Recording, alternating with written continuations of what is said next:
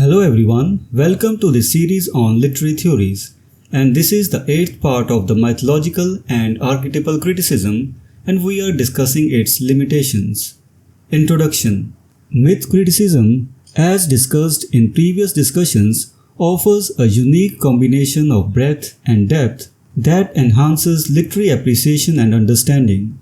This approach delves beyond the historical and aesthetic realms of literary study, tracing back to humankind's oldest rituals and beliefs and exploring the depths of our individual psyches. However, there are inherent limitations to this approach that must be acknowledged. Diversity of mythic structures. Myth criticism presumes the existence of universal archetypes and patterns. While these can be found across various cultures, it is essential to recognize that different cultures may have significantly different mythic structures. This diversity can limit the applicability of myth criticism to works rooted in specific cultural contexts. Over-reliance on a single interpretive key. Enthusiasm for myth criticism can lead to an over-reliance on this approach as a singular interpretive key. Critics may be tempted to use myth criticism exclusively, ignoring other valuable critical perspectives. This narrow focus can prevent a holistic understanding of a literary work. Distraction from aesthetic values. Similar to Freudian critics who might overemphasize sexual symbolism, myth critics can become overly focused on archetypes and ritual patterns. This focus can detract from appreciating the aesthetic experience of the literary work itself.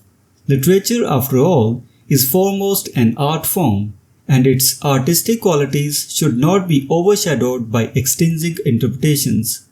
Risk of reducing literature to archetypes. There is a danger in reducing the richness and complexity of literature to mere vehicles of archetypes and rituals.